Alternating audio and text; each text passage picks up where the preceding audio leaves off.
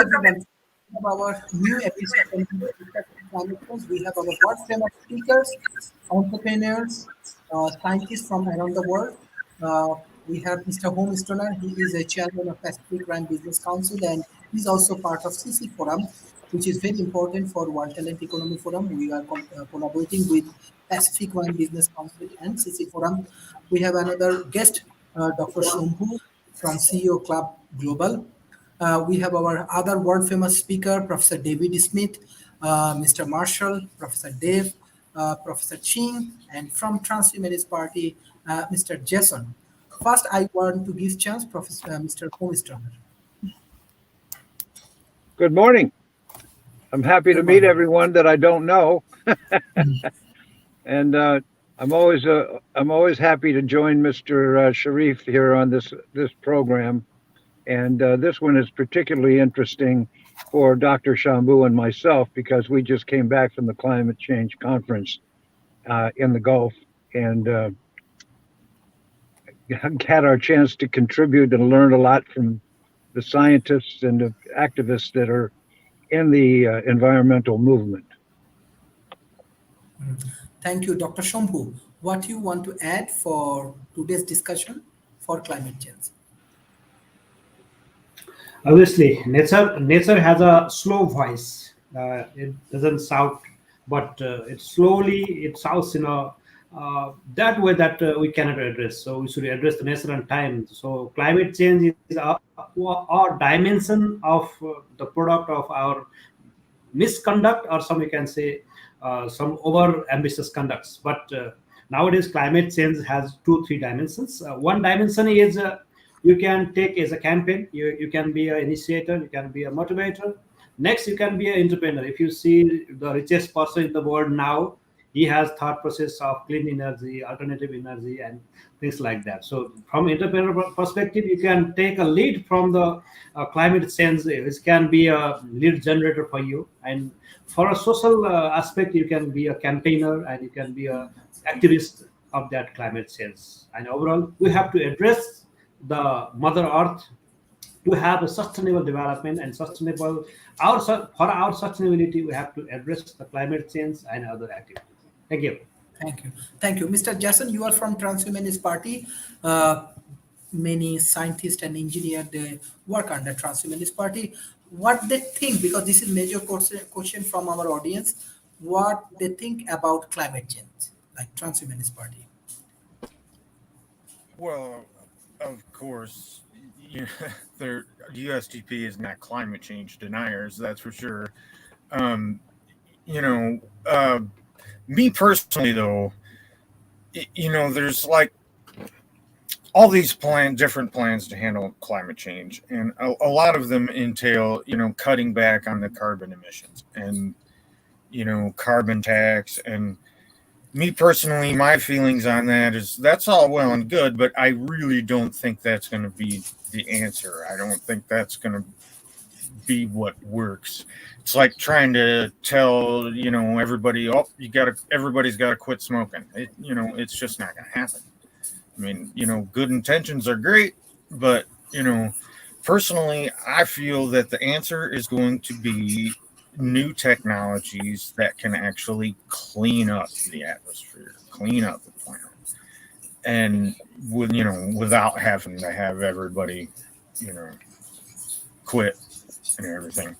There was we had a very, very interesting guest on, and she made her company makes these ceramic machines that take carbon dioxide out of the air, and I thought that was pretty awesome. So that's what I think is going to be the answer, is new technology. Thank you. I'm very happy today. I can introduce another great leader from media, Mr. Nicolas Palveda. Always he mentoring me for media. He's supporting me and he guide me a lot. Actually, when I started this World Talent Economy Forum in online, yes, offline we have a lot of initiative, but when I started this online initiative. Actually, Dr. Nicholas Palveda support me a lot. He is one kind of mentor for me. So thank you for joining, and I want to invite you in our board. So we are discussing about climate change. So what you want to add for climate change today? Yeah. Well, you have a lot of great people here on climate change, and of course, Ben's not with us, but he's heavily into, the Swiss impact investing and investing to basically lower the climate change. But listen, it's something that we have to address, Sharif. I mean, and we have to address it with all the countries because it's a real problem. The world is getting warmer. And if we don't do things about it, and of course, there's a lot of carbon emissions that are going on. If we don't do anything about it, then it's going to continue to heat up and we're going to run into a lot of major problems. So it's something that should be on everybody's desk. And I think it is. And we do have new technology coming on board. They'll help reduce the effect of climate change. So I think it's going to be an important issue now, but it's going to be an important issue for the United Nations that you have gathered here, okay, Sharif, to work out on a going forward basis as well. Thank you. Especially, I want to share some of our progress from Malaysia. Almost 3,000 mosques with 6 million people. They collaborate with World Talent Economy Forum. If you have a really good solution, you can provide sustainable solutions to Malaysia. Not only Malaysia, India governments, they are collaborate with 15 different villages with 30,000 people. And everything is life-changing. Bangladesh government, they also invite World Talent Economy Forum for develop a entrepreneur ecosystem. So developing worlds, especially in Asia, I think World Talent Economy Forums already start to create some impact for this public-private partnership for climate change related issues. And I can ensure million and million people, they are joining, they are supporting our initiative in offline. So those who really want to collaborate with World Talent Economy Forum, anything you can offer in developing world. That is the themes actually we are working. We are more on developing world. Definitely we need support from developed world because you have modern science, engineering, and technology, and you have resources, and you can share with our people. I believe our government, our largest corporation, our NGOs, our mosque, our university, everybody gonna collaborate with you. That is our achievement of World Talent Economy Forum. Professor David Smith, you are also part of our board. What you want to add for today's discussion? Well, climate change is one of our global grand challenges. And the key part of that comment is it's not only one of our grand challenges, which it is, it's going to be one of the defining grand challenges, but it's also global. And it's really important that we remember that it is a global challenge that we have to deal with, that one nation can have an impact, but to really reverse the trend and bring it back into a more steady state, we need to do this as a global action. And we need to pull together collaborations from all around the world to work towards it. And it's not just a single element, but it's a complex problem. It's a complex system. And we need to address it as a complex system to be able to solve this. So that's my first thoughts. Thank you, Mr. Marshall. Well, thank you, Sharif, for again hosting this session on the climate crisis and what's going on. Just for everybody's edification, our group is working together with Sharif and David and other people with the World Talent Economy Forum to bring solutions to the developing world. The IPCC, which is the International Panel on Climate Crisis, which is a UN body, just issued its third report yesterday, April 4th. And the statement is clear. The evidence is clear. The time for action is now. We can have emissions by 2030, says their report. So the question is, what can be done? And I think the question is, instead of denying climate crisis or even going down that path, we need to act on what can be done. Our group has several capabilities for climate restoration and climate repair. One of them is to take organic and inorganic waste and convert it into products. But those products aren't shoes, desks, or other consumer products. They're actually products that help reduce further environmental impacts.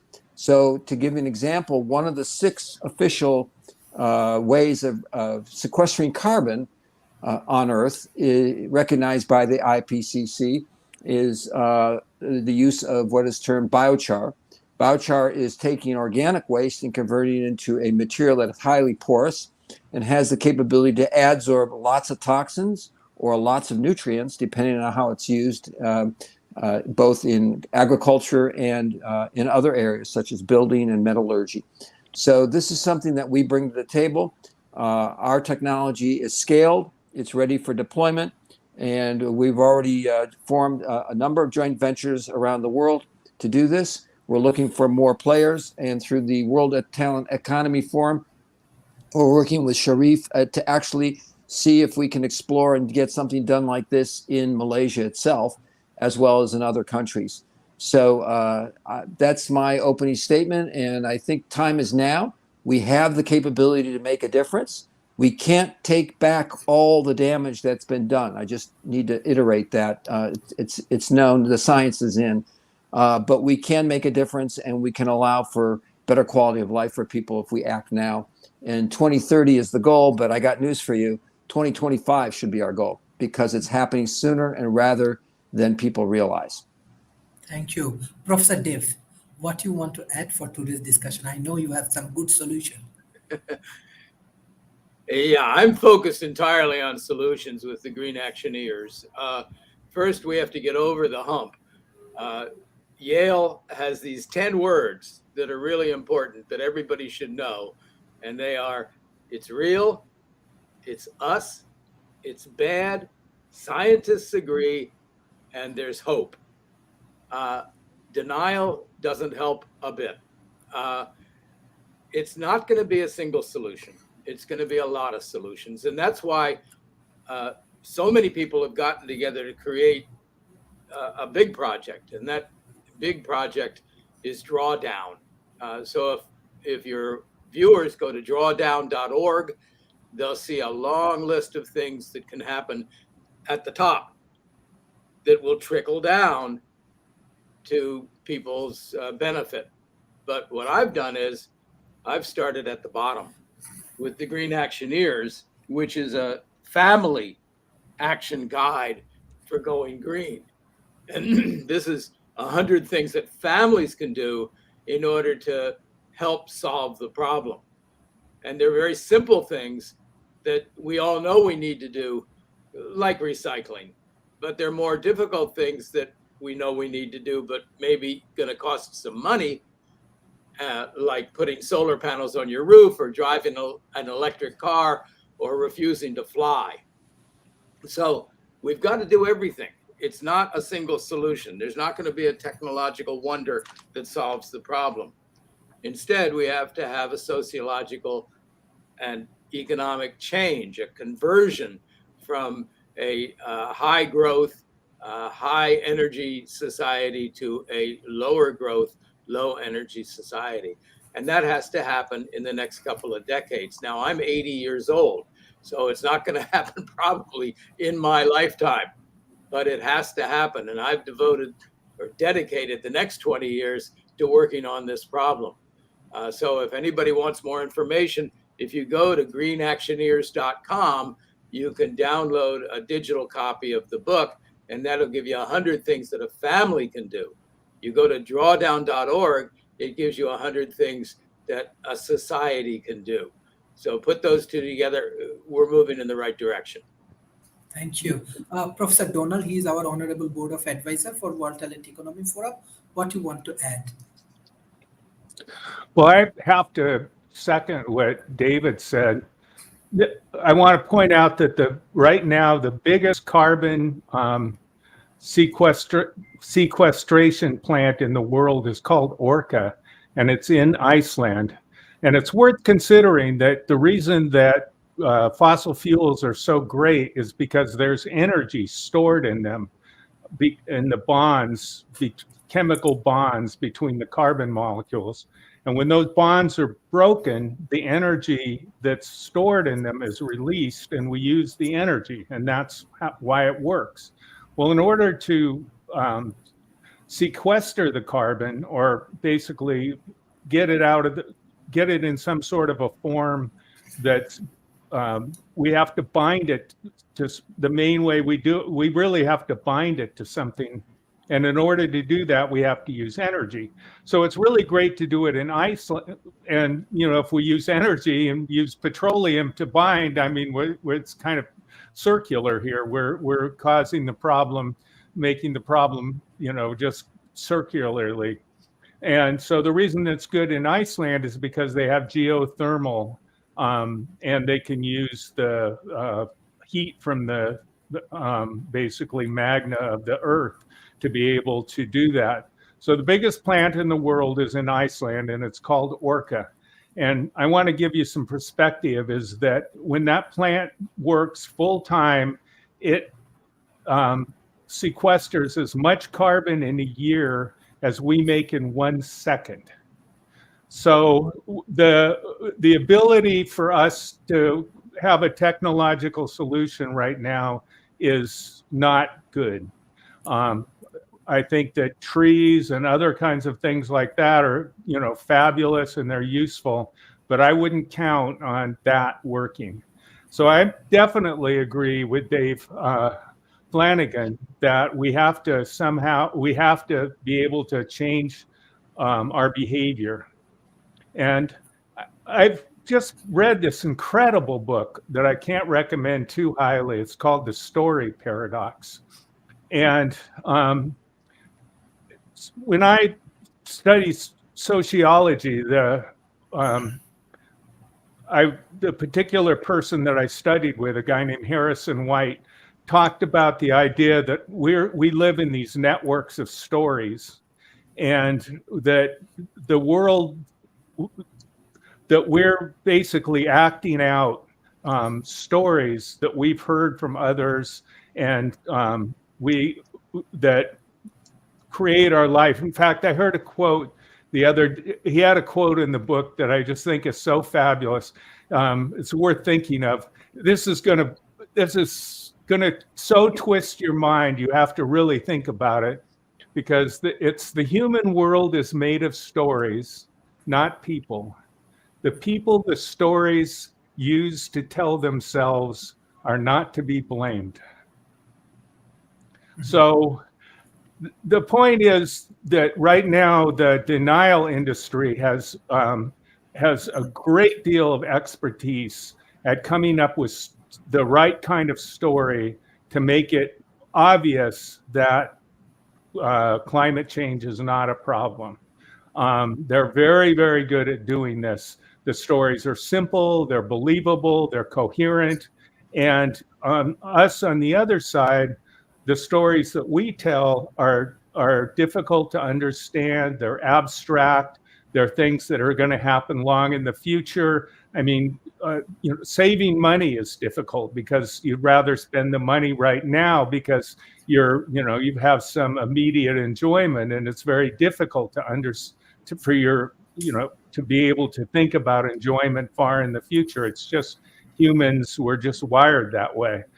And so I think the biggest challenge isn't really a technological challenge in the sense of technology, engineering, and STEM type technology, but it's the soft resource technology of sociology and psychology to be able to start to understand and create the kinds of narratives that make it obvious to people that then give them the just obvious reality that starts being able to have them to change their behavior, to act in ways that will make a difference.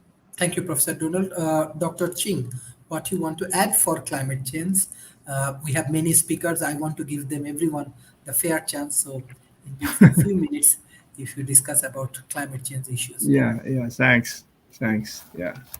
Anyway, I start looking into this problem in the 1970s. You see, and my friends,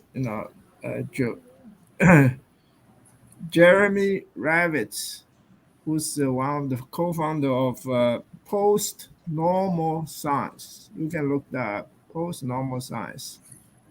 And it specializes in ecology. Okay, I think they are still thinking about that problem. And my suggestion to them was that you people need to start with the solution of value. You need the infinite spreadsheet.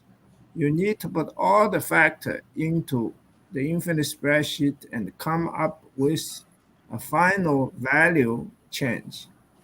Okay, and today I haven't seen any of this. Okay, the climate change problem is a global problem, but it can only be solved locally. For my case, I just find a place, find a dormitory actually next to a river in the direction of the wind, where the wind comes. So it blocks out all the pollution. And also there's mountain trees in the background. And so you can avoid this climate change locally. But globally, this is a big problem. Okay, we want climate to change not by accident, but by design. And this problem of designing a climate suitable for us is not going to happen in the short time. The main reason is today we are living in a money-oriented society. We're lucky we already moved from politic-oriented society to a money-oriented society. The money-oriented society is interested in selfish, short-term monetary returns. They're not interested in knowledge. Okay, we need to move into a knowledge-oriented society, which will be interested in long-term as well as short-term. Okay, non-monetary, unselfish, non-monetary as well as monetary returns. So we need to focus on knowledge. You see, I just see my friend, Dr. Rana, the fifth industrial revolution. We work together. Actually, we talk a great deal about this problem, and he's the one who cleaned up all the, he tried to have no waste, zero waste. Okay, anytime you do something, you have zero waste. Okay, it's a good idea, but all this problem is not really address the fundamental problem of the world. Okay, we also need to think clearly. Now I know there are many people who are in different fields are going into this field. This is the environment problem is an open-ended problem with unlimited complexity. And for myself, I specialize in this type of problem. Okay, because I'm the heir to fuzzy logic, law of Sadeh. Okay, so for solving this type of problem, you need to sacrifice precision and relax rigor in order that you can expand the range of tolerance to cover all the possibilities that can occur. Okay, it's still very, very far from what is needed in solving the society. Very, very far from what's needed to solve this problem of climate. Yes. And Thank basically, you. I think Yes. that's the general. Yes, thank you, Dr. Ching. Yeah, I Thank you, still say the same thing. I think in the 70s. I think there's many local solutions, but no. Thank you. It's not the global solution is not there. Yeah. Thank you. Professor Nick Palveda, can you hear me? Professor Nick. Yeah, I can hear you. I was just Yes, listening to the other speakers. So yes. that's not talk. And listen. That's the reason God gives you 2 ears. Listen twice as much as you talk. Oh, he's not listening. Yeah, right. Well, Okay. the thing is, you know what one of the commentators said, which is very important. It's also the message that you're giving to the world is as important as as anything else out there, because there is a group that tries to distort the message. They don't believe in the IPCC. I believe they suffer from oppositional defiance disorder, which is actually a lot of people here will respect that. It's a DSM-4 thing that no matter what you say, they're going to be oppositional. And you have a small group of people like that become a large group, but you have to have the voice, because if you don't bring the message to people, it's just like this war in Ukraine. There's 3 wars going on. 3. One is the hot war that we see. The number 2 is the economic war that goes on, and the number 3 is the media war that goes on. Well, in climate change, it's the same thing. You have the hot war, which is what technology going to bring to the table. But you also have a media war going on, which is one reason we formed the IBM TV Pod TV network in 122 countries. And I've got some more good ideas for you, Sharif, to bring your message to more people. Okay, but you have a media war going on. Then the third, you have the economic aspect. In other words, people going, well, let's face it. When I grew up in the 70s, it was easier. We literally had trash. We just threw it in the ground. In other words, and we had pollution. We threw it into the air. Our water, we dumped literally our sewer into the water. I'm not kidding. This is the world I grew up in, and it took years before people realized. You go outside and it's all hazy. Holmes will remember this. LA was a big fog. Okay, you go to the water, it's poison. Okay, and there were people that were kind of denying it because it was cheap to do. Well, what you had to do is change the conversation, saying, look, we got to clean up the water, we got to clean up the air, and we've got to get back to civilization. But you had to have that media pushing that agenda, otherwise people are going to be very complacent. And that's the way it is, Sharif. So I'm glad you're doing this forum. You got to keep the message, because if you don't, people are going to continue to go the same way. Yes, thank you. Professor Nick, we want to, because there are many speakers like Professor David Smith, Mr. Marshall, Mr. Donalds, all of them actually our board of advisor. We working as a team. We want to invite your television channels to collaborate with World Talent Economy Forum. Next year, February, we launching one of the largest conference on Nikola Tesla technology. It's not only conference, we are actually innovating the technology, uplifting the technology, as well as we are publishing very high quality journals. Next year, we want to launch it in India, and I'm sure you will be very happy, because our major objective, we want to work with developing nations. That's why we are launching it in India, because Singapore and Malaysia much more advanced.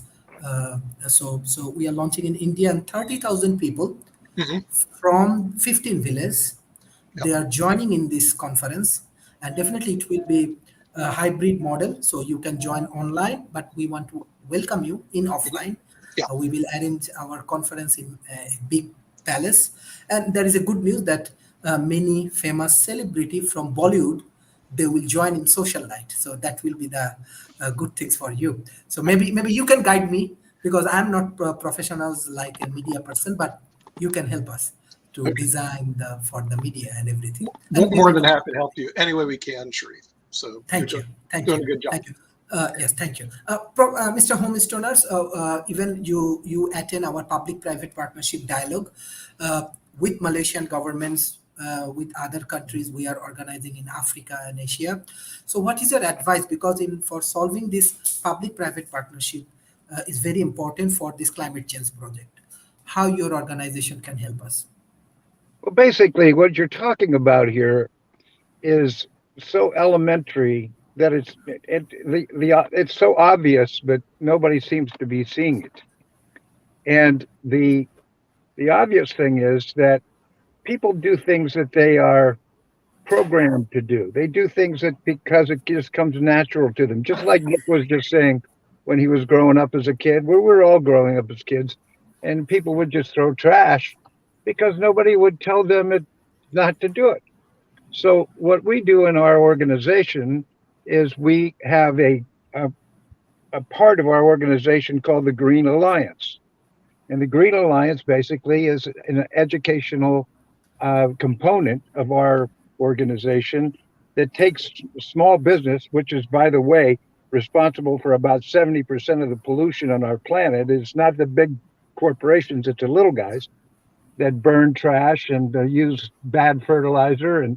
And over a cumulative effect over the years, as we were saying before, it turns our earth into a carcinogen.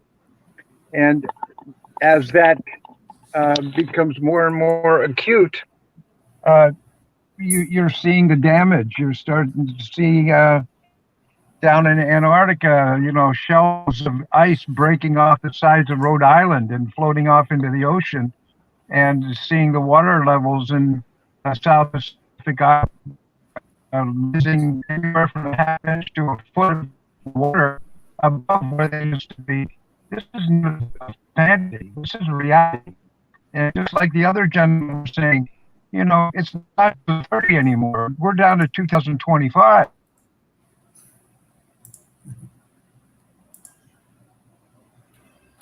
I think he has internet problem. We have our public-private partnership expert, Professor David Smith.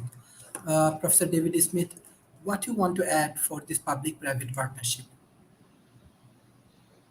Well, Sharif, the public-private partnerships on this is a real necessity to get this done. In fact, it goes beyond a traditional public-private partnership where you need to think of the Technopolis concept to do it. And remembering the Technopolis concept, you pull together the academics, you pull together the government, you pull together the companies, and actually you pull together the citizens living together.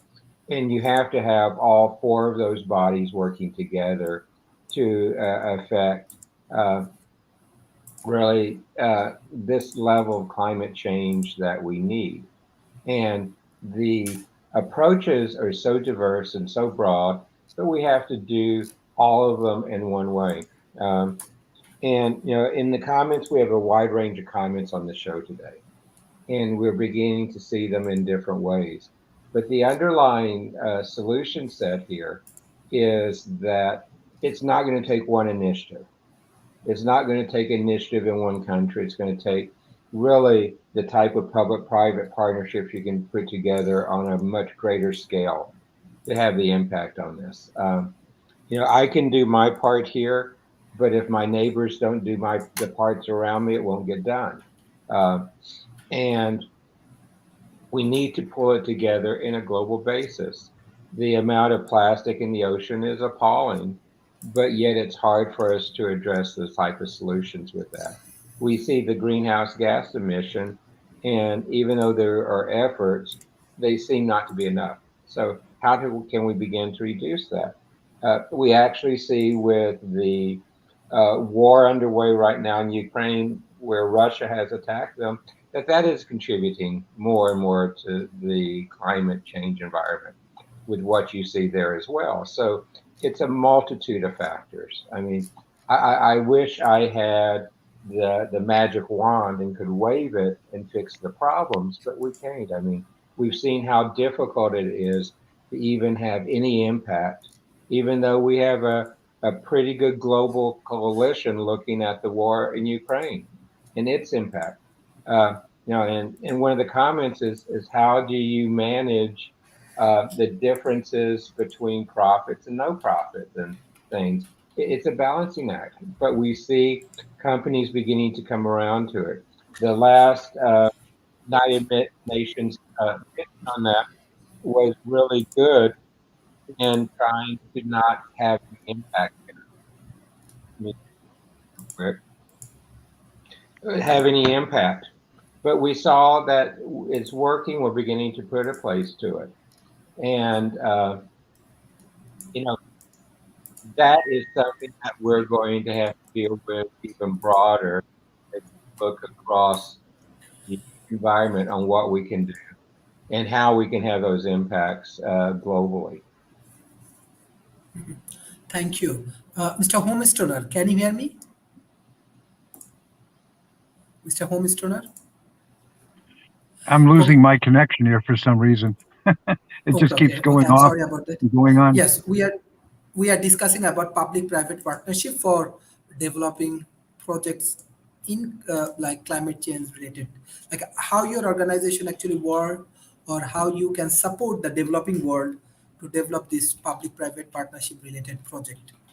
Well, our agenda is very simple. We're an educational component. We basically teach people what to do and what not to do, and we teach them to be better environmental citizens by good practices, by the the standard practices of eliminating a lot of this pollution and a lot of this waste that goes by on a daily basis, and they're the cause of it. So, and we have 500,000 of them in our organization, and we have to go around the world, country by country, city by city, and try to change things on an educational basis.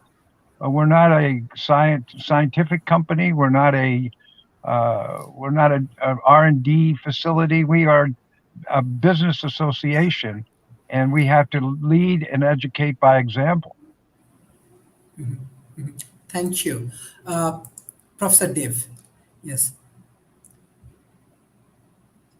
Well, there are somewhere between 4 and 7 million schools in the world. People go through school. Everybody goes through school. And when they go through school, they don't learn about this problem yet. I think it's really important not to think about solving this from the top down, but let's work on both the top down and the bottom up. And to me, the bottom up means that a green-hearted person in each school everywhere gets excited about this and starts taking action. Well, what action do they take? The first thing they have to do is figure out what the solutions are that their families can take. And that's why we wrote the Green Actioneers Family Action Guide, because it's 100 different solutions that families can take. And it's a book written for the whole family. So our goal is to get this book into the hands of every family in the developed world within the next decade. That's going to solve a lot of problems about people's attitudes and knowledge and their perception of the problem. Because when you've got that little voice of your child saying, Mom, we've got to do this. I found it in the book. It's really good. It's easy. We can do it. That's going to change a lot of people's behaviors. I'm relying on the two most powerful forces that we have at our disposal. One is the love of parents for their young children, which diminishes over time, and the nagging power of children. So what we expect to do is get the kids to nag the parents to take action, because it's their world after all. So our job now, and the people I'm working with, is to get the book into the hands of families. It's free as a digital download at greenactioneers.com, or you can buy it. And I think that steps like this are going to be very helpful, because it gives us more people on board who agree, A, that there's a problem, B, that we can solve it, and C, that they have a role in solving that problem. And that's what really has to happen at the local level. Now, sure, things are going to happen at the national level and the international level. But if the top-down approach worked, we would have solved this problem as soon as Al Gore's movie came out in 2006, because that woke everybody up. And people went, wow, we really do have a problem, and I wonder who's going to solve it. Well, what I tell the kids is point at who you think's going to solve the problem. And they always go like this, and they point at me. And I say, you see that finger, that one pointing at me? That's one. How many fingers are pointing to you? 3 fingers pointing to you. And one is pointing straight up. So that's who's going to solve the problem. I'm going to do my part, and you're going to do your part too. So the kids really get that. And I think we've got to start right at the beginning and put as much emphasis as possible on education. I'm talking elementary school and middle school and high school. The problem with working with high school is that the kids are already alienated from their parents. They're already thinking that they know all the answers. Oh, my parents are so stupid, I know everything. Elementary kids still trust their parents and still will work with their parents. So our program is an elementary school and middle school program to get families to take incremental steps to solve the problem for themselves so that they're not contributing to the overall problem. Other people will be working from the top down. The way I look at it is a trireme. A trireme was an ancient ship. Every man rowed an oar. There were 100 oars, and everybody pulled an oar. Now, that's the way I look at it. I've got an oar. My oar is elementary school kids, and everybody's got to be doing something. Nobody can do all of it.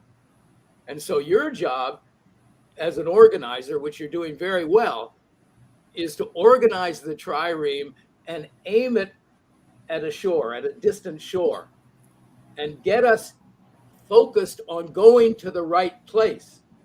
And then those of us who are simply pulling an oar will have a way to trust that what we're doing is helping the overall problem.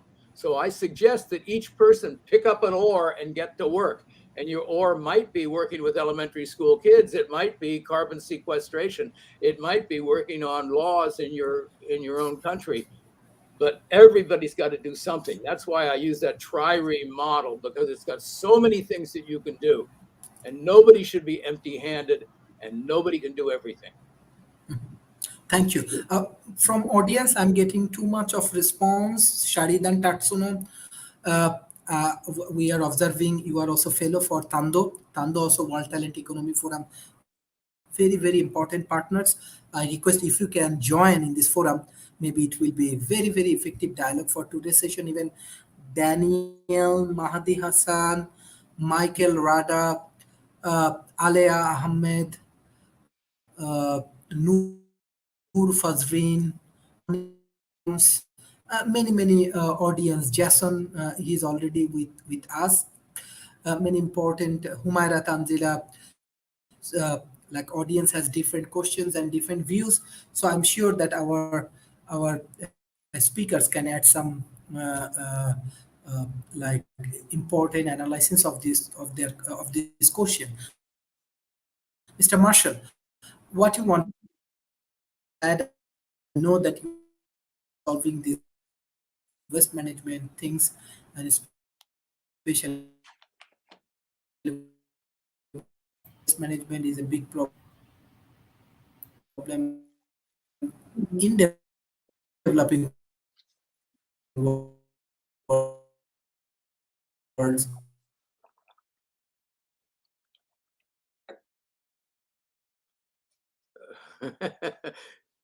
We lost the boss. That does happen, by the way. In other words, We lost Sharif. we lost Sharif. He has what they call bandwidth issues, and frankly, there's very little you can do about it. You only have to just wait until he comes back in. But It looks like we lost Sheridan too. Tatsuno made a good comment that urban planners always work with families who will live to see their actions, and that bottom-up smart citizen scientists in families need to work through top-down K-12 stream classes in cities to be effective at the local level. The problem is that curriculum is written in stone, and it doesn't change easily. So that's why we bring our project in from the outside, and we get the families excited about it. We don't use teacher energy. Teachers are up to here with what they have to do. So instead, we work with families that want to get this thing done. So our model, and I think almost every country has scholastic books in the schools. And the way scholastic books works is you don't buy the book in the bookstore. You buy the book at school. And when do you buy the book at school? When they have a scholastic book festival. So we're going to have Green Actioneer book festivals at schools all over the world. Believe me, I got a decade to put into this. And at the Green Actioneer Book Festival, you'll be able to buy the books and get the information you need in order to solve the problem. And who's going to organize this? Not the overloaded teachers and not the principals and headmasters who are under the gun to do what is politically correct. It's going to be the people who are going to organize it. It's going to be the green-hearted citizens who really want to see change happen in their school. Right. I was going to say that in chess, I used to play a lot of chess. I was a 3-time state chess champion. And one of the real problems was in our schools, they said, well, the elementary kids can't learn how to play chess. That was the myth that went on when I was playing. I know that is so wrong. And now if you go to any school in the nation, the biggest group of kids playing aren't the high school and middle school, it's the elementary school kids. Elementary school. And what they did, Dave, is they brought in outside coaches because the teachers really didn't know how to train kids. So the United States Chess Federation brought in all these outside coaches who worked with the kids. And now the biggest programs where there's literally 5,000 kids will show up to a chess tournament. It's at the elementary level. So there's absolutely no, of course, that's how you produce your masters and grandmasters. As a matter of fact, Vishy Anand goes, if you haven't made like grandmaster by the time you're 14, you're washed up. I mean, it's because the elementary kids and the middle school kids are so much better than they used to be.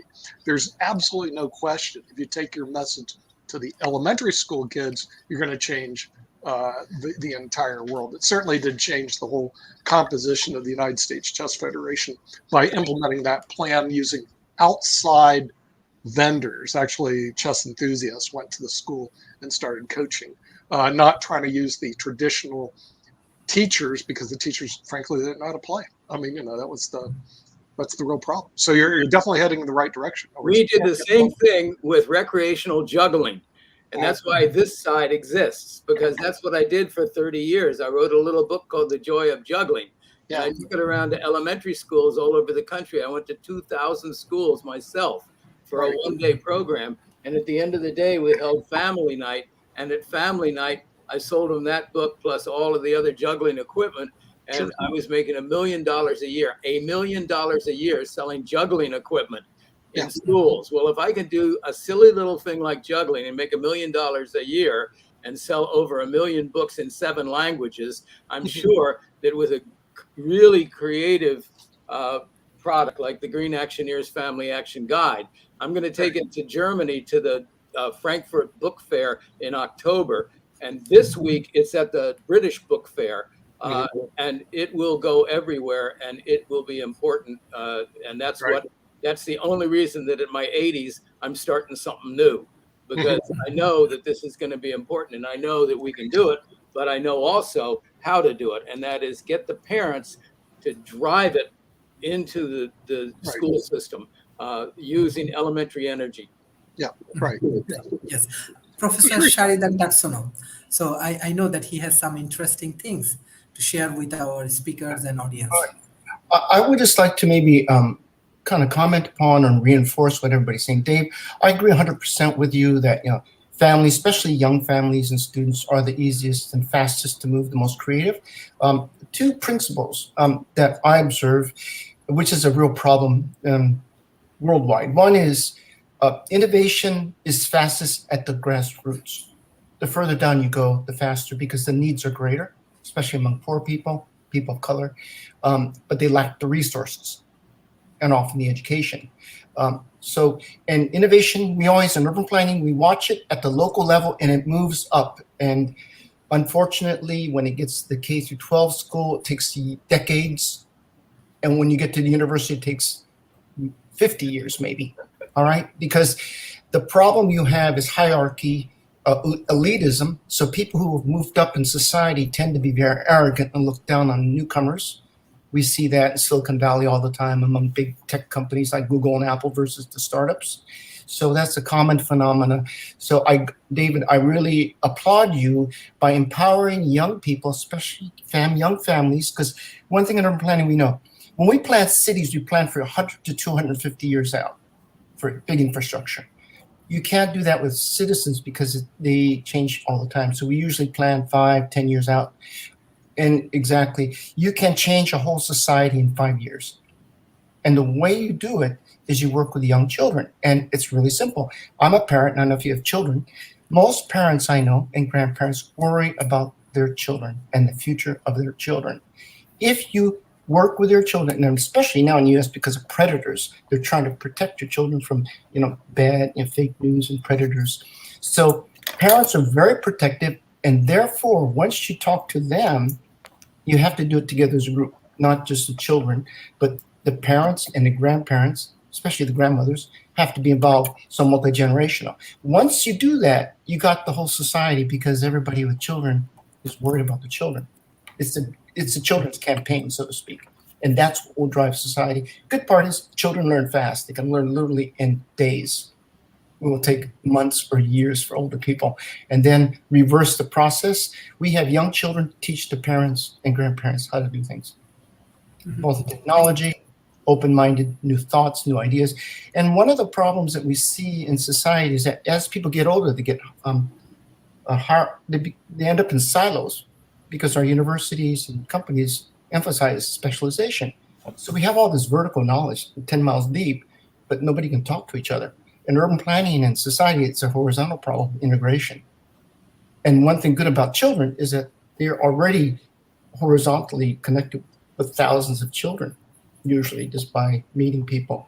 And so you get very fast lateral communications. Whereas adults, it takes forever. I could tell, if you tell the secret at a school, it'll be all over the school in less than a couple hours. You tell to old people like 70-year-olds at home, it will take weeks or months, maybe never, because of they're not exposed. Right? So I would say if you want to make rapid change, the lower the level you go, the better. Now, I agree that schools are just stodgy. In fact, California in 2014 came up with a conclusion, surprise, surprise, that memorizing textbooks in STEM doesn't work. I could have told them that also. It's boring. It's putting the kids to sleep. And they hate science because it's being rammed into them and they're punishing them for not passing the test. And so California is recommending what you're doing right now. They said we should get young families and children to do what we call the scientific method, to try things, experiment, and be collaborative, not just children, but also multi-generational grandparents, and in the community, though. So project mission driven, very much like NASA. And that's the way we need to do it. The problem is the schools don't have the curriculum. The teachers don't know how to do it. So we had this, no kids lost or whatever that, this idiocy of memorizing for tests, right? We have to totally trash that and go and actually work with NASA and the scientists and the different agencies who are scientific and they work together as teams. I've worked with geotechnical teams and science. I love the way they work. They're very collaborative. They work together once you get them as a team. And then things happen pretty quickly. And if you can get young people involved, it's even better because they have mentors. Otherwise, you have blind leading the blind. Children who don't know anything, families who don't know anything leading the blind. And then it takes forever. Whereas if you have people who are knowledgeable, the knowledge passes very quickly. So you get a NASA. Like I worked with NASA people and they have children and they work. And they learn really fast. It's amazing, and it's both ways. So that's, so I think that's the opportunity space right there. Now, in terms of top down, because I worked with cities, I used to work with Bethel. I used to work with all the big cities, and when they're playing Jubail, and work with the Egyptians. The problem there is one of hierarchy, elitism, arrogance, specialization, and that's why they're very slow. Everything's designed to be slow at the top level. Corporations, same thing. I've worked with thousands of corporations, and so it's like they're really slow. I think these nations have basically defaulted on climate, and I don't think we should look to leadership from the nations because they're compromised, usually bought off by the oil and gas people. I do think the cities are the solution, and here's why. The C40s are moving now and all the different mirrors is because cities consume 80% of all energy. They emit 2/3 of the carbon. Therefore, we're going to win or lose the carbon battle in the cities. The cities are closer to the people. And if you want to make massive moves, you just get 100 cities, which probably constitute, 70, 80% of the energy.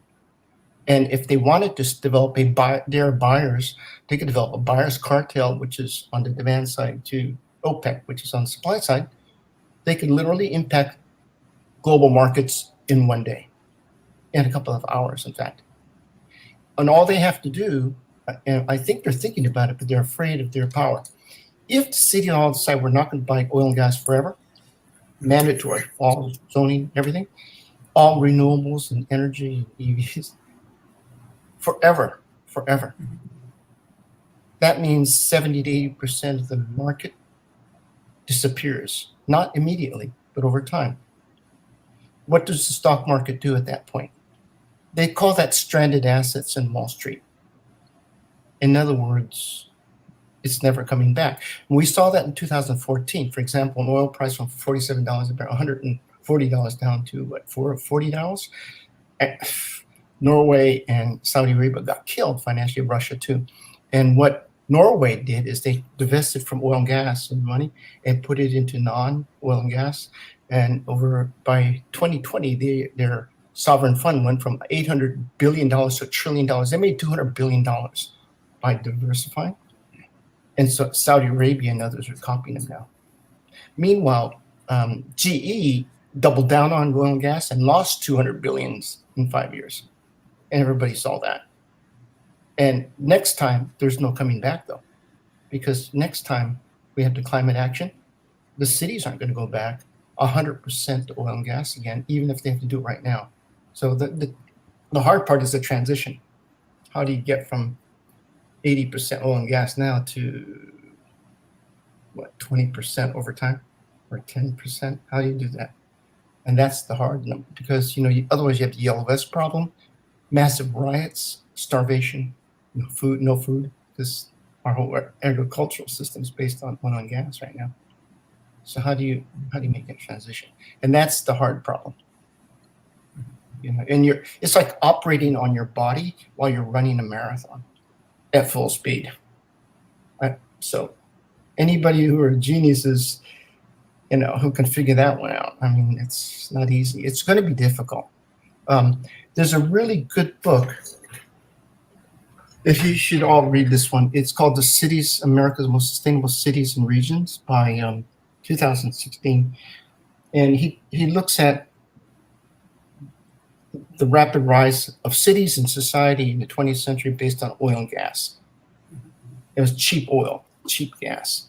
That era is over, and we hit peak oil, which is the point at which it gets more expensive to produce the oil than you get from the energy. And we're almost, in the future, it's going to be 1-to-1. In other words, you have to spend a barrel of oil to get a barrel of oil. At that point, what's the point? You're going to lose money. So the peak was 1970, and from 2020 down now, they said whether all the environmentalists want to go to renewables. It's not a question of do the environmentalists want to go that way. It's that it's not worth drilling. It's too hard to go down that deep into the ocean. So the cheap oil's over. And so that's why, if you notice, the German bank recently decided not to lend to oil and gas. It's not because they're environmentalists, that they know that the stranded assets are coming, like GE. So anyway, I mean, that's a long kind of diatribe almost, but those are the issues that, I see from urban planning point of view, which are, I don't know how if you could figure that one out, these are the ones that need to be. But I do think that, David, bottom up is the fastest way to move right now because the nations aren't moving. But anyway, I'm sorry, but thank you so much for your time. Thank you, Professor Sheridan. I directly want to go for the concluding remarks for today's session. Mr. Marshall, what do you want to add for concluding remarks? Well, thank you, Sharif. This is a really great panel. Everybody here on this panel has contributed dramatically to the conversation and pushing forward the dialogue on the climate crisis and climate change. My perspective is, well, first of all, there's another individual out there that's been chatting with us in the background. His name is Michael Rana. I'm connected with him through LinkedIn, and he is a great contributor for the climate crisis dialogue. He started Industry 5.0, I think about 9 years ago or 10 years ago, and I've been involved in this as long as that myself. So I understand where he's coming from, and I understand where a lot of the people here are coming from. I like Dave and Sheridan's comments about bottom up. We do need bottom up. We do need a top down as well. My background is adoption of innovation, so I have a little bit different perspective than urban planning about adoption of innovations. Innovations not just being technology, but also thought processes that are adopted over time, and how one can accelerate the adoption process, which our group has done significantly in the past for lots of technologies and programs, including medical devices, medical programs, and things like that. So I would say that the overview that I would leave everybody's thoughts with is that everybody's promoting their books. There's a book that I have here that is not my book, but it's someone else's book. It's called Burn: Using Fire to Cool the Earth by Albert Bates and Kathleen Draper. Kathleen Draper is the chairwoman of the IBI, the International Biochar Initiative. Albert Bates is one of the foremost authors on climate action. Also, along with Andy Refkin, who used to be the New York Times writer on science, and who's now runs the Columbia University program for climate action. These are all important books. All the books that everybody's purporting to put out there are important to read. But I would say that time is of the essence. It's worse than people are articulating on this program, unfortunately. If you look at the timeline, we don't have till a decade. We have less than a decade to act. We do need the bottom up and get people educated, because of, like as Dave pointed out, if children adopt, they will act sooner rather than the adults. But by the same token, we need to get other people to adopt sooner rather than later. Otherwise, it's an existential event, unfortunately. You don't have to believe me. Just go out there and look at the science. The science is in. So we're taking action. We're working with everybody here on this panel, along with Sharif's group, the World Talent Economy Forum, to do as what David Smith calls the public-private partnership approach. We also have to be mindful when you create adoption that you have to attenuate for cultural differences. What we're talking, many of the speakers here are from the United States. Which is good for the United States is not necessarily good for Malaysia, or what's good for Malaysia is not necessarily good for good for Rwanda. So we need to attenuate and create adoption of these issues and get them in place sooner rather than later. Technology has a role to play, but so does psychology and understanding the essence and the urgency of what needs to be done here and now. I like the analogy that was shared with us. I think Sheridan shared us the analogy about running in a marathon at full tilt and performing surgery on oneself. That is an excellent analogy. That's kind of what needs to be done. It sounds impossible, but we believe it is possible. We're making headway ourselves in that regard, and we reach out to everybody on this panel and out there to work together to create the change now, sooner rather than later. Because just read the IPCC reports, and you don't have to believe everything that's in there. I understand the science. I understand what's there. It's true. It's happening. We need to act now. So we need a sense of urgency. We need a sense of purpose. And like what Sheridan and Dave have articulated about the children, we need to get the children on board. They will drag the adults kicking and screaming into the future and save themselves. So thank you again, Sharif, for another great program, and thank you for having me on. Thank you. Mr. Jason, you are from Transhumanist Party. Yes, they are advocating for modern science, engineering, and technology, and which is very important for developing world. What you want to add on behalf of Transhumanist Party in this session? Not a lot. I was really glad to hear Sheridan. That was really good news, because the profit motive, if the corporations have a profit motive, that will go a long way. Honestly, I feel the hardest part is really going to be getting Republicans on board, even harder than the corporations. And I agree with you guys that the best way to probably go about it would be to teach the children, But there's a problem there too. A lot of conservative parents. There's the whole culture war going on now. I could just hear them saying, you're trying to push your little liberal agenda on my children, or and all that. And that's what I worry about. And wonder. Yeah, well, let me clear up that right now. This book, 266 pages about solving the climate crisis, does not mention climate change, global warming, or sea level rise. It talks about all the positive things that families can do to go green. So the whole idea is to make it ecumenical, so that even those people who don't believe that the climate is changing or that people are responsible will come on board. Because if you're a hunter, you want more game. If you're a fisherman, you want to be able to eat your catch. If you're a farmer, you want clean soil. That's all in here. But it never mentions climate change, global warming, or sea level rise, because it doesn't have to. Because people know that problem exists. This is a book entirely about solutions, and our program is entirely about solutions. And if a parent comes into family night and says, oh, this is all a bunch of hogwash, it's just Al Gore, then there's a big banner that's up on the wall. It says whether the climate is changing or not, and whether people are responsible or not, our kids deserve a clean, green future. Let's give it to them, with a big exclamation point. Thank you. Professor Ching, what's your concluding remarks for today? Yeah, okay. I heard everybody, and I like to take an opposing view somewhat. So I put out this picture, myself with Milton Friedman. Okay, the guy is the guy who runs the world today.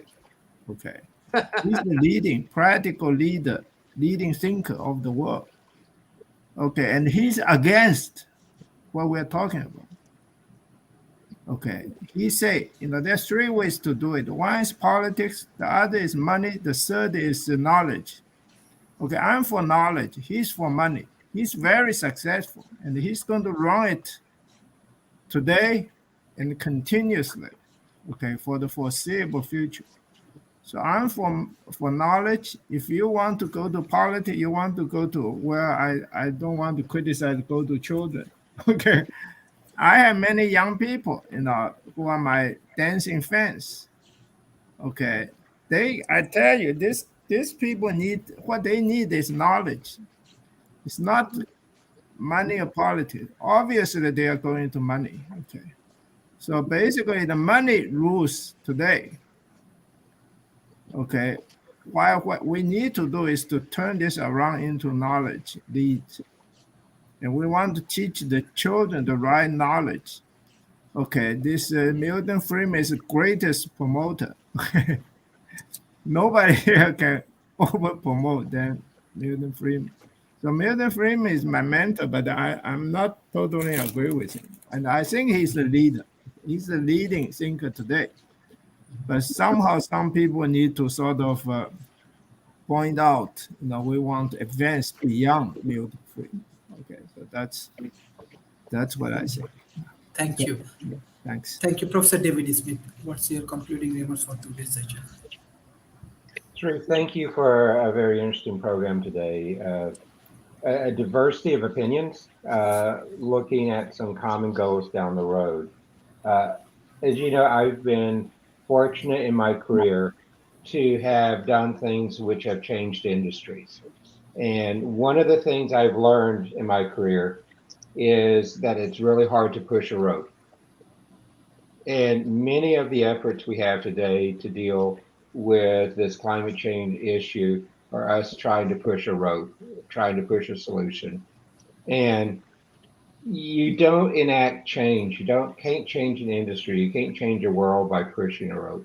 You have to create pull, and you have to pull that road. I mean, some of the examples earlier of some of the successful programs in schools, another one like the First Tee program from Tiger Woods, where they brought people in not to tell just how, but to create the pull to get things done. The chess example is a great one. It was people coming in from the outside to begin to create the pull. And we need to do that with this issue. It's we can have panels like this all the time. If you look globally, there's panels on this probably every couple of days of every week. And we need to turn it around and take it into action. And again, the best way I've always learned is you have to pull the rope and not push it. And I think that's very important for what we're trying to do with this, is create the elements where it's not just a teacher teaching, it's not just a panel telling, but it's taking the various areas of the Technopolis and creating that pull. I was privileged to work with Dr. George Kosmeski, who actually originated the term Technopolis. And his view of pushing that was very dynamic. It put the elements in place. And to address a complex system problem, and this is a complex system problem, it's going to take a lot of us pulling together in a lot of different ways to enact the change, because it's not a single change, it's not a simple change. They all interact with each other. So it's an ongoing effort that we have to work diligently with and create the environments where the people will get in and do what they need to do. So Sharif, thank you so much. Thank you, Professor David Smith. Professor Donald, what's your concluding remarks for today? Well, I think everyone here has brought up some great points, and I really appreciate all the hard work that everybody's doing. I think that what people have said is, I'd like to borrow a little bit from both, because I think that top down and bottom up are both necessary, because things like carbon tax do what Sheridan is talking about. They raise the price of oil and gas, which provides an incentive to use something different than oil and gas. And if you look at Milton Friedman, it's all about incentives. And so if we can provide incentives for people to change at a high level, you do it just without thinking about it. I mean, it's just something that you do because you're, in economic rational choice theory, that's the rational choice. I don't really believe in rational choice theory, but still, I believe in it somewhat. But that provides, when you're trying to make changes, other people pointed out you need resources, and something like a carbon tax provides resources, and then those resources can be used to develop technology and provide solutions to this. And it goes to something that Jason said. In a democracy, and a lot of us live in democracies, we elect our officials. And in the United States, where the oil companies have a great deal of power on what officials that we elect. And if we need to elect officials that do the kinds of things that are necessary to be able to start addressing climate change. And I want to give you a little bit of good news that's really interesting. There's a study that came out 2 days ago where they got a bunch of people who watched Fox News, nothing but Fox News for their news, and they paid them to watch CNN for 3 hours a day during the time that they'd most likely watch Fox News. They can watch Fox News other times during the day. And after a month, the vast majority of them made massive changes in their view of the world. They started to believe that COVID was actually dangerous. They started to believe that climate change was actually happening. They started to believe that Trump wasn't honest all the time. All kinds, just in a short period of time. And that goes back to what I'm saying about stories, how we view the world. And we need to work at a lot of different levels, and we're all technologists or come from a technology background, and it's something that I think is important for us to start incorporating in what we do. is to start incorporating the sociological and psychological aspects of this, because there is knowledge about this. I work with the Persuasive Technology Group in Oulu, and it's just, there's conferences every year. It's all over the place. And we're working towards figuring out ways of making this happen. But ultimately, the key is media. And so for this particular persuasive technology. So I think that there's ways that can be done. I think it has to be done at multiple levels. And I think that we're starting to learn how to make progress on it. And that progress can be made more quickly than we are afraid. We're afraid that it can't be made quickly enough, but I think it's possible that it can be made quite quickly. So thank you. Thank you. Professor Sharidan, what's your concluding remarks for today's session? All right, very good. I'll try to keep it really straightforward. I tend to be more action-oriented because I'm a serial entrepreneur and a planner. And I think we have climate discussions and talks every day, and I'm kind of getting tired of just listening to everything, but I learn from everybody, so I'm torn. I think we just need to move now beyond the talk. First to action, grassroots first, and then engage the cities at the local level. Secondly, media, massive media coverage, both mass media and especially social media, where it's interactive and engage everybody. Third, metrics on the UN GDPs. Right now they have, the circular cities are trying to develop KPIs and key performance indicators to figure out what is, and then SEC is demanding metrics now to avoid greenwashing. And then with that, we'll get funding. I'm looking at $120 trillion plus of funding to fund all the climate action, and more importantly, jobs.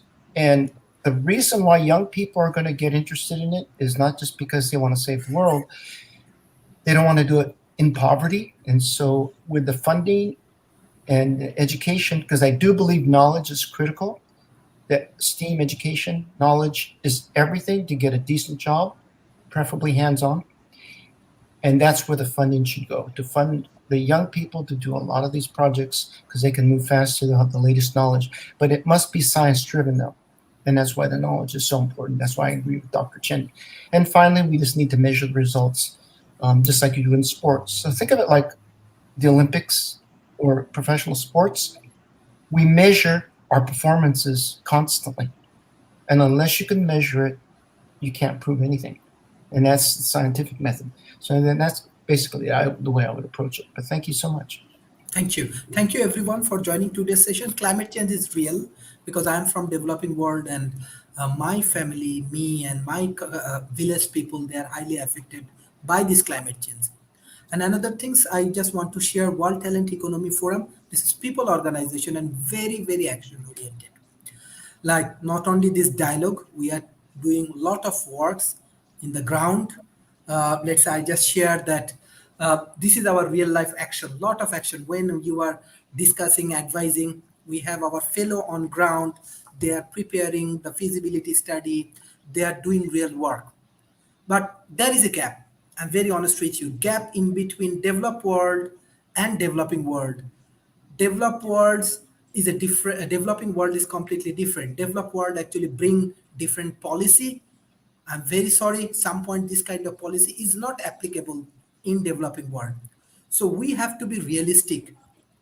I know that many of the projects, developed world, consulting, and the developing, some point this is not relevant or helpful for developing world. So we need to work together. We need to take more action.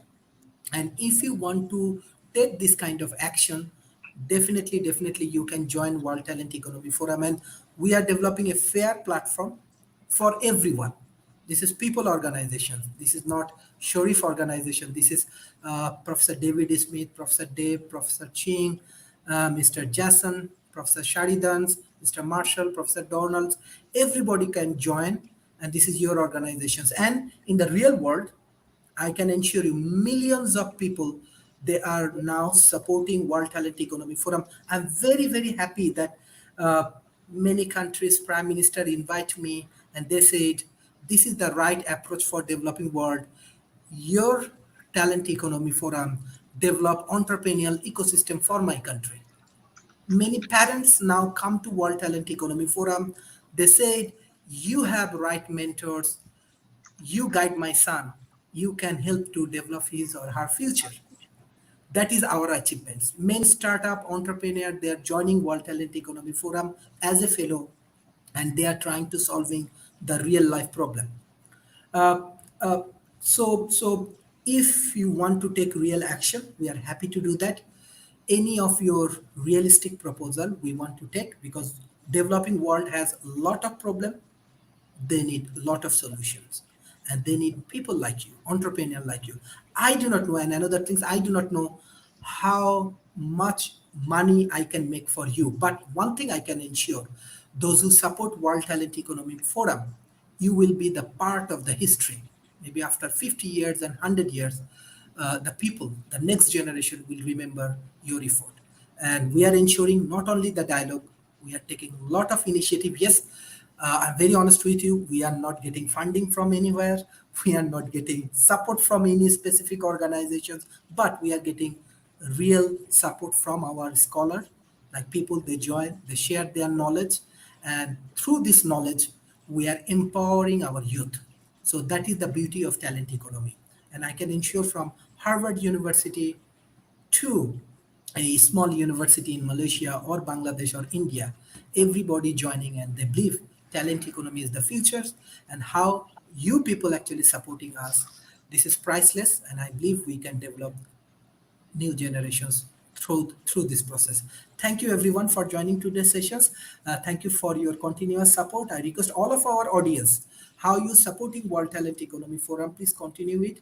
Share your content with your government, with your corporation, with your academy, and I'm sure with your support we can build the new generations. Next year February we are launching a largest conference in India. 30,000 people from 15 villages, grassroots level people, they are joining in this conference. It's not only the academic conference, it's a real entrepreneurial ecosystem developments.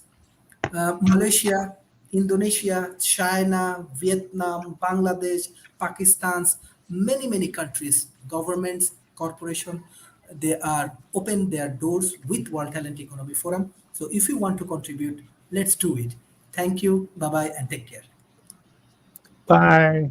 Bye, Sharif. Thank you. Thanks, Thank you, Sharif. everybody. Bye.